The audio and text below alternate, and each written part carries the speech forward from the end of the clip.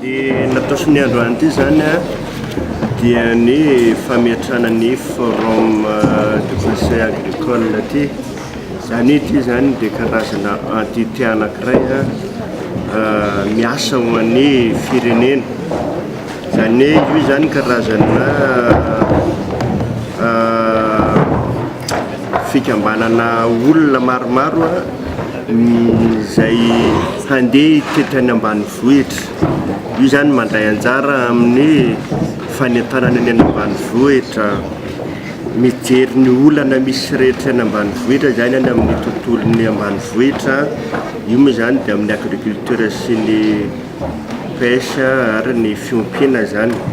Ka ny olana rehetra ireo olona izay alefan'ireo zany izay avy ao anatin'ity conseil agricole ty dia mitrandraka ny olana rehetra misy ny fiainany vahoaka any ambanivohitra amin'ny ny asa ataony amin'ny resaka agriculture sy ny pêche ary ny élevage zany.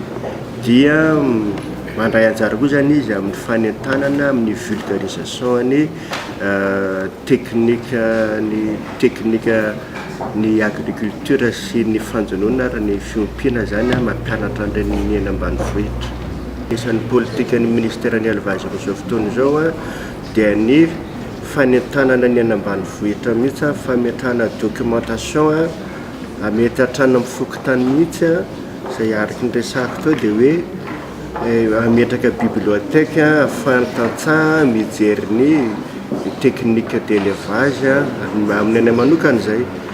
Dia ny fandefasany ihany koa agent technique hitety misy ny isam-baravarana izay nisy tany aloha tany amin'ny première république zany nisy izay nahatonga antsika tamin'izany fotoana izany malagasy anankiray dia égal omby roa, amin'izao fotoana izao malagasy roa égal omby ray.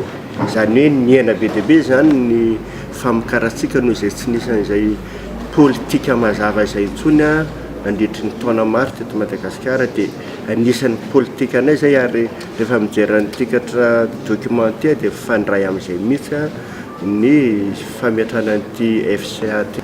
Io zany dia mbola tsy fantatra marina fa ao anatin'ny fanadihadiana zany ny ministère amin'izao fotoana izao tsy fantatra zany izy io na poste porcine africaine na poste porcine classique. Raha peste porcine classique izy dia misy vaccine ahafahana miaro an'izao mbola tsy voa. Fa io zany tena azo lazaina hoe tena situation alarmante any satria presque ny 2/3 ny cheptel porcin any be fandriana mihitsy zany ny tratran'izy io. Arivo amin'ny 1800 eo zany ny cheptel misy any zany ny tratran'izy io amin'izao fotoana izao. Dia ny mesure andraisin'ny ministère aloha amin'izao fotoana izao dia ny isolement ny be fandriana zany tsy mahazo mivezivezy ny avy ao ary ny ety ivelany koa zany tsy mahazo miditra makao. Dia zay aloha zany mesure andraisana dia ao anatin'ny fanadihadiana alefa amin'ny laboratoire moa zany ny étudiena inona marina le peste misy ao.